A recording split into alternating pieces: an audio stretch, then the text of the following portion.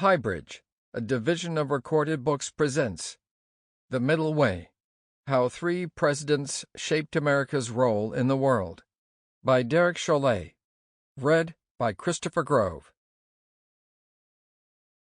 We pray for all who have authority in the world, for the leaders of our nation, and for those who bear office in all the nations, that they may seek the peaceable fruits of justice.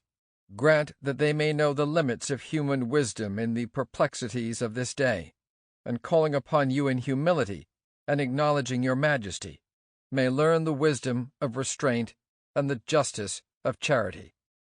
Reinhold Niebuhr. Preface. Three Presidents. On March 27, 1990, President George H.W. Bush appeared to be fumbling the chance to show resolve. That Tuesday, Red Army paratroopers expanded their presence in the capital of Lithuania, then one of the Soviet Union's 15 republics, threatening to quash the nascent movement toward independence. Yet the United States barely mustered a response. It would be presumptuous and arrogant, Bush cautioned, for the U.S. to try to fine-tune how the two sides resolved their differences. Bush's restraint angered his fellow conservatives and many Democrats. They bellowed that he was too enamored with Soviet leader Mikhail Gorbachev, and therefore too willing to write off freedom in the Baltics, whose liberation was a long-standing goal of America's Cold War policy. Pundits declared this as one of the great moral moments in modern history. And to Lithuania's president, who feared a larger crackdown looming, the verdict was clear. Bush, he said, sold us out. As Lithuania pulsed with tension, on the other side of the world, Washington officials gathered on Capitol Hill for a happier occasion. They came together to honor the legacy of another president who, over 3 decades earlier, endured charges of his own weakness in the face of Soviet aggression in Europe, Dwight D. Eisenhower. It was the centennial celebration of Ike's birthday. That morning, Congress took a break from its schedule to hold a special joint session to commemorate him. For nearly 3 hours, the packed House chamber gushed with testimonials of Eisenhower's leadership. The cast of characters lauding the former president ranged from Winston Churchill's grandson to professional golf champion Arnold Palmer. At a time of rising partisan tensions, Democrats and Republicans together donned the iconic red, white, and blue "I Like Ike" buttons and recalled gauzy memories of more tranquil times.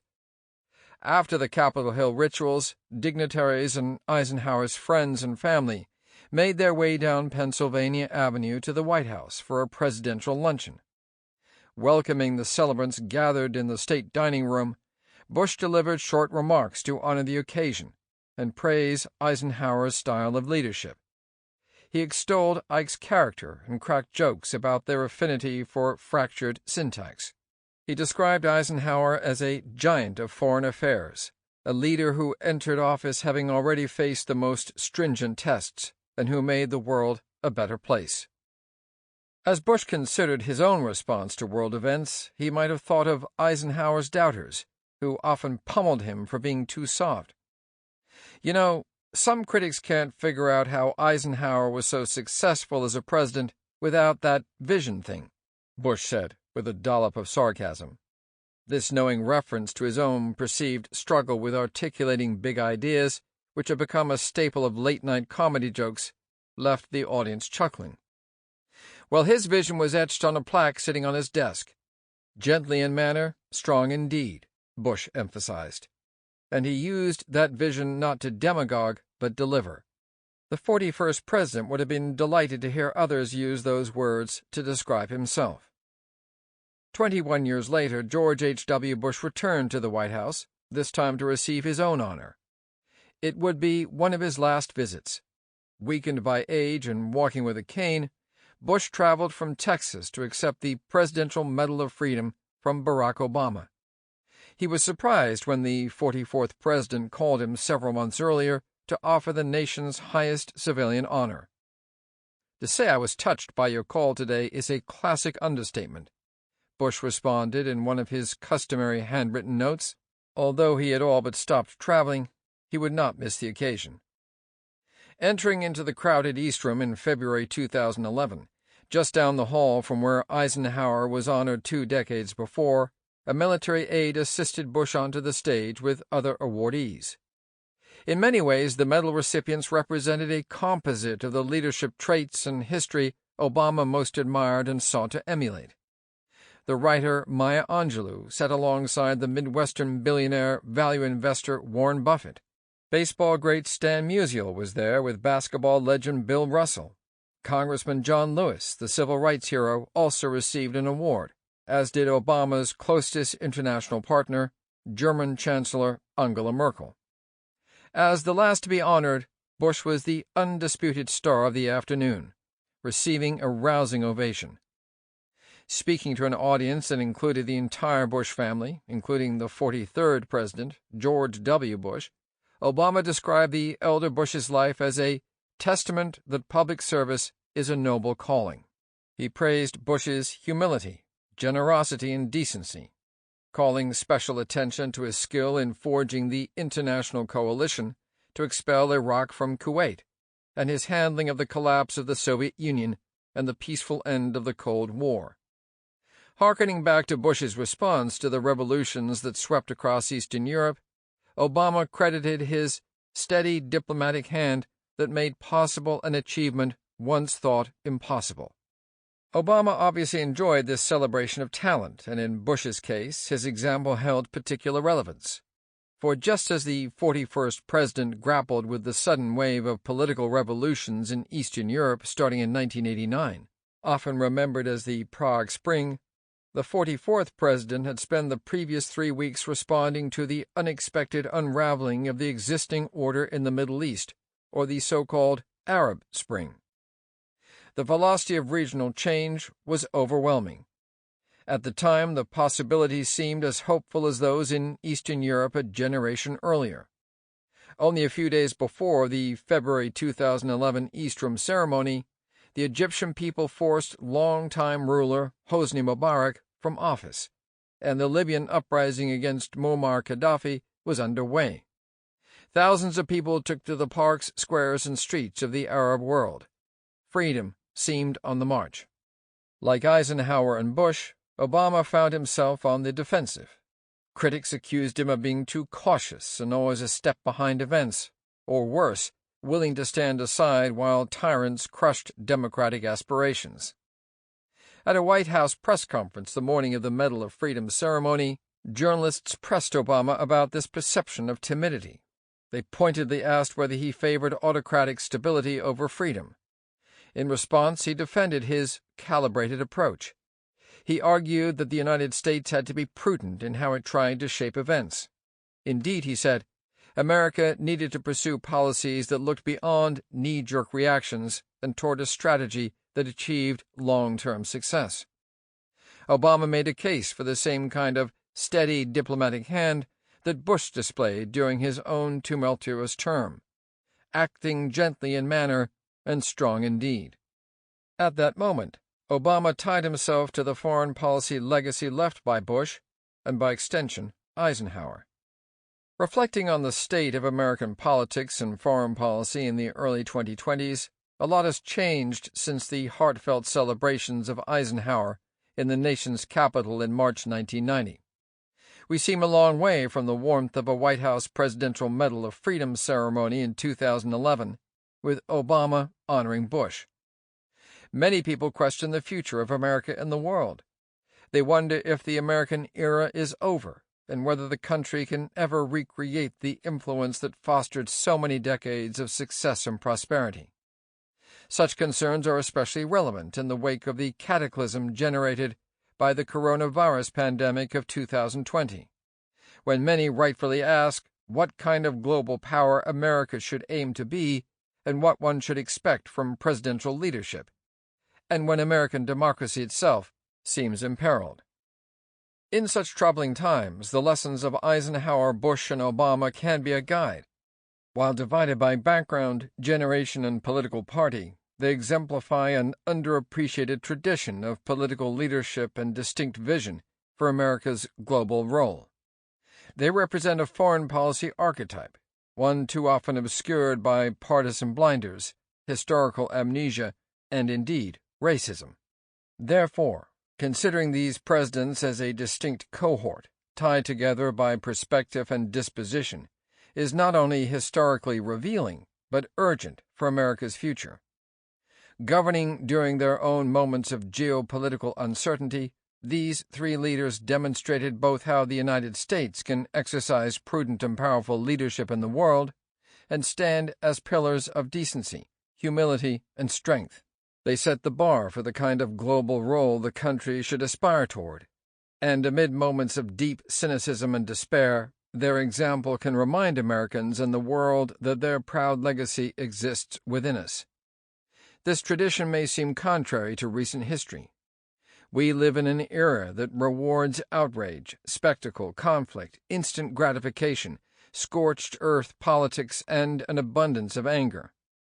Yet there is another path. For America to build a sound strategy to pursue a successful foreign policy, one that is inspirational and practical, unapologetic about the exercise of power, but humble about its limits, unafraid of bold strokes, but aware of their risks, and sustainable over time, requires a certain kind of presidential leadership, one that is more critical than ever. Rooted in pragmatism, optimism, humility, and common sense, this presidential lineage is a reminder of what leadership can be, and how the right tools and expectations can fix American foreign policy. Introduction. The Middle Way. What connects Dwight Eisenhower, George H.W. Bush, and Barack Obama? What can we learn from the character of their leadership? How can their examples help us think about the possibilities for, and challenges to, American foreign policy today? At first glance, these leaders, the five-star general who led the greatest generation, the presidential paterfamilias of one of America's most acclaimed political dynasties, and the first African-American commander-in-chief, may appear to have little in common, and even less to offer for today's politics. Yet upon closer inspection, their similarities are revealing, and their lessons newly relevant. All three embraced bold ambitions and saw their country as exceptional, but remained focused on not overextending it. Each operated within a policy ecosystem that had little patience for nuance and often pushed for more of everything, frequently with little regard to managing trade-offs or maintaining strategic solvency between the nation's international commitments and its domestic resources. All three labored over wrangling cantankerous allies and calibrating controversial military interventions. They practiced a governing style that was famously, and often defiantly, no drama, and each grappled with toxic forces at home that roiled the political debate over foreign policy, ultimately undermining their presidencies. These presidents struggled with what one of the shrewdest observers of American statecraft, Leslie Gelb, once described as the three demons of foreign policy: ideology, domestic politics, and the arrogance of power. These demons ensnare our leaders into thinking about what they must do rather than about what they can do, Gelb explained. They create seeming necessities or imperatives that rob us of our choice and thus of the essence of our common sense. Seen this way, a deeper inquiry into the ties among these presidents helps illuminate three critical issues: presidential leadership, America's place in the world, and the political debates we have about both. These leaders set an example for how one should measure presidential performance and define the specific qualities it takes to be a successful foreign policy president. Yet their experiences also reveal how elusive success can be. 1. Each president shared an outlook that Eisenhower described as the middle way. Ike started talking about this idea in the late 1940s, and continued to champion its principles during his 2 terms in office and through his final days. His first effort to articulate the concept in public came in 1949, when, as president of Columbia University, he delivered a speech before the American Bar Association in St. Louis. While his subject that day mainly concerned the U.S. political system and the structure of the domestic economy, it reflected a disposition that shaped Eisenhower's outlook on America's global role. In retrospect, the speech was the retired general's political debut.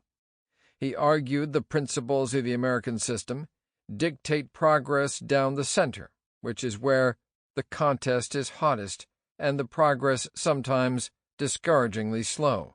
He warned against those who run to the flanks, straggling out of the battle under the cover of slogans, false formulas, and appeals to passion. Ike laid out the stakes starkly.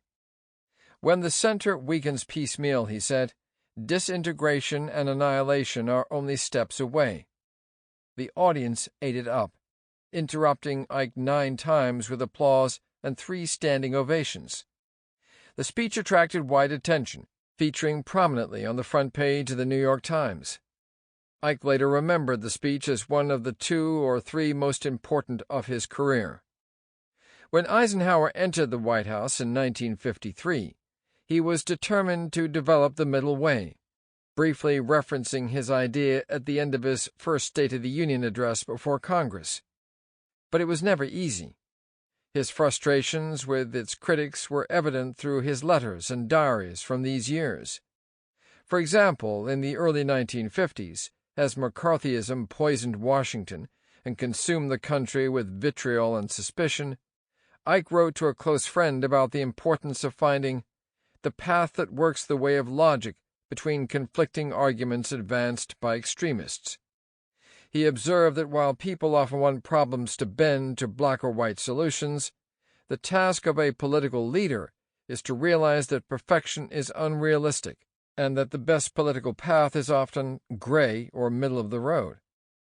When Eisenhower left office in 1961, he believed he set an example for what the middle way could be. After all, he had been elected twice and remained popular, and the country enjoyed 8 years of relative peace and prosperity. But his hopes went unrealized. In recent times, Ike wrote in 1964, it has become fashionable to deride such words as conciliation, compromise, and coordination. By the unthinking, these are seemingly used to define indecision, fence-straddling, and wishy-washy action. Yet without them, constructive progress is impossible. At one point he grew so exasperated with unthinking partisanship that he considered creating a new political party under a centrist banner.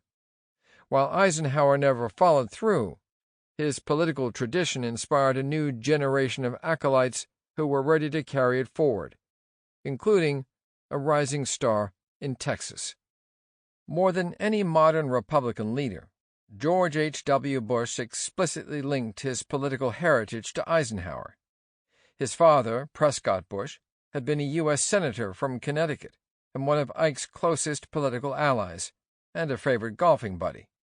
Bush recalled his father speaking of Ike in glowing terms, and got his start in politics by raising money for Eisenhower's campaigns in West Texas. This was an uphill battle, as the GOP barely existed in Lyndon B. Johnson's Texas, and Republicans were especially scarce in its oil-rich plains. Bush nevertheless established himself as a political player, raising money and meeting Eisenhower several times at conventions and fundraisers. Eisenhower grew to admire the budding leader. After a disappointing loss in a tough 1964 race for the U.S. Senate, Bush ran for the House in 1966. The two exchanged encouraging letters through the 1960s, met at the 1964 Republican Convention, and visited at Ike's home in Gettysburg. Building on his personal rapport, Ike offered his explicit endorsement and urged his friends to donate to Bush's campaigns. Eisenhower considered Bush among the finest young leaders to enter politics, and told him that his campaign policy platform was one of the best I have seen.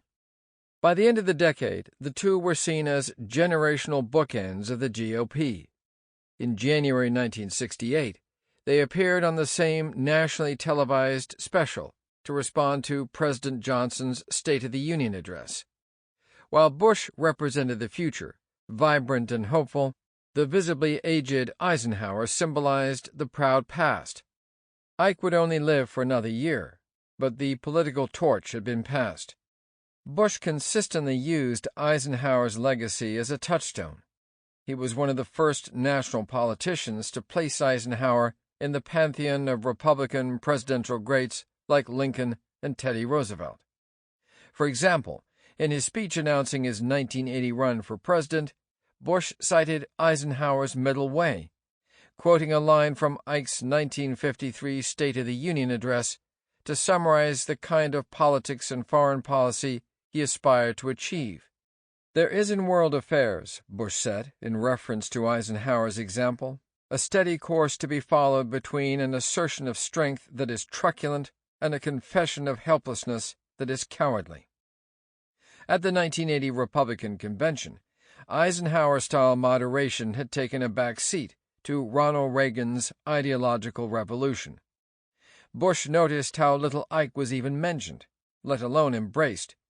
So when accepting the nomination to be Reagan's vice president, he went out of his way to place his candidacy within Eisenhower's tradition. Recalling Ike, Bush said he wanted to be a leader of decency, compassion, and strength, who led the country into a new eve of peace, prosperity, and progress. 9 years later, when asked in one of his first presidential press conferences about which predecessors he admired most, Bush again singled out Eisenhower, praising his success in bringing a certain stability to the office. Like Ike, Bush positioned himself as highly experienced, moderate, practical, comfortable on the job, and willing to pursue consensus at the expense of partisan gain. This kind of leadership served Bush well as president and helped end the Cold War peacefully. Despite his successes, commentators often derided these qualities, criticizing Bush for lacking strong, deep-rooted convictions. The critics would ultimately prevail, and after the fierce political currents of the early 1990s had capsized Bush, he lost office after one term. Yet the circle would be unbroken. Just as Bush explicitly placed his foreign policy in the Eisenhower tradition, a young politician named Barack Obama harnessed his lineage to both Eisenhower and Bush. For a president often vilified by his enemies for being a radical leftist, it may seem implausible to suggest that Obama pursued foreign policy more in the tradition of a moderate Republican. But Obama appreciated the world as a small-c conservative, or what is sometimes described as a dispositional conservative, ambitious in outlook while cautious in action, skeptical of sudden sweeping change, aware of people's fallibility and the world's complexity, believing in the power of incremental progress, and continuously searching for consensus. During Obama's presidency, numerous analysts noted the similarities between his foreign policy and that of Eisenhower and Bush, especially their common instinct for strategic restraint and their intuitive, realist approach. Obama welcomed the comparison. He often framed his most consequential foreign policy decisions by citing the examples of Eisenhower and Bush. For instance, in a 2009 speech at West Point announcing his decision to send additional troops to Afghanistan, he invoked Eisenhower's emphasis on balancing all tools of national power. Speaking again at West Point in 2014, Obama once more drew upon this tradition to remind graduating cadets that tough talk draws headlines, but war rarely conforms to slogans. Quoting Eisenhower, he said that war is mankind's most tragic and stupid folly. To seek or advise its deliberate provocation is a black crime against all men. Obama was even more expressive about the lessons he took from Bush, often going out of his way to praise the former president and laud his accomplishments.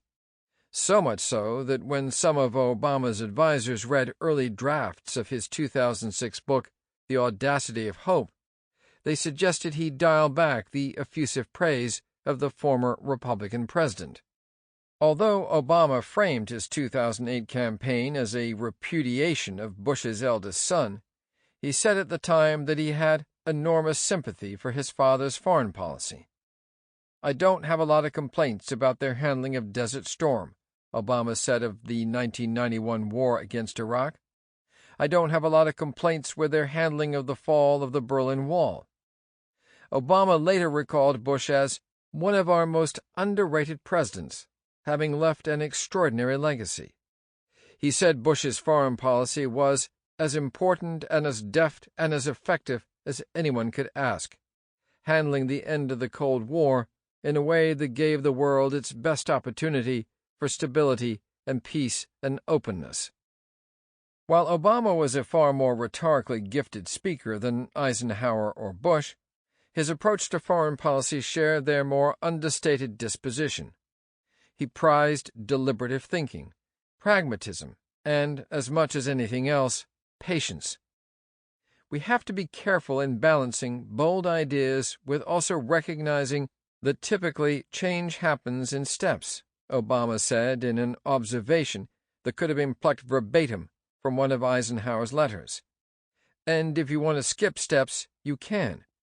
Historically, what's ended up happening is sometimes if you skip too many steps, you end up having bad outcomes." Although Obama never referenced the middle way, his outlook rested squarely within its tradition, explaining his views in terms both Eisenhower and Bush would recognize. "Some would have America retreat from our responsibility as an anchor of global security and embrace an isolation that ignores the very real threats that we face," he said in 2011. In contrast, others would have America overextended, confronting every evil that can be found abroad. "We must chart a more centered course, be as pragmatic as we are passionate, as strategic as we are resolute." 2.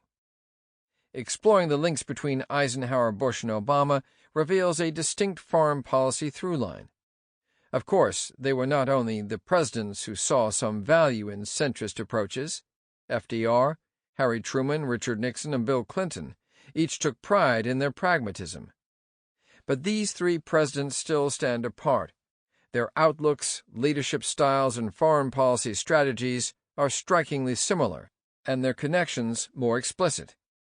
Moreover, considering them together illuminates the importance of presidential leadership in defining America's foreign policy during three pivotal eras: the early Cold War, the end of the Cold War, and the end of the post-Cold War era.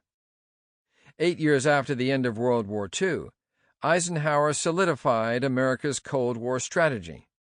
Upon assuming office in 1953, he inherited the first draft of an international system, cobbled together amid the aftermath of total war and the rising menace of communist aggression. And while the age of Eisenhower is commonly misremembered as one of boring tranquility and small pursuits, it was actually a tinderbox, with considerable tumult at home and abroad. Throughout his presidency, Ike personified the contrasts of the era. His political image was a throwback to modest middle-class simplicity. He had cornball tastes, in the words of his son John, yet he helped invent the modern campaign, with slick TV commercials and Madison Avenue image advisors. He accelerated the development of the national security state, but then eloquently warned of its dangers. He sought to rein in the defense budget and restrain the use of military power, but diversified and deepened American engagements and expanded its global commitments, using the CIA to help overthrow governments, increasing foreign military assistance so others could do the fighting for the United States, and doubling down on the use of invasive intelligence assets like the U-2 spy plane. Yet at the same time, a powerful myth took hold. America was losing, it lacked resolve, and it needed to be more aggressive in the world and put itself first. Prominent media pundits like newspaper columnist Joseph Alsop peddled claims about a missile gap with the Soviets, and politicians like John F. Kennedy built careers upon these exaggerations. At the end of his presidency, Ike's efforts to project calm and patience were no match for the passions of the moment. Sample complete. Ready to continue?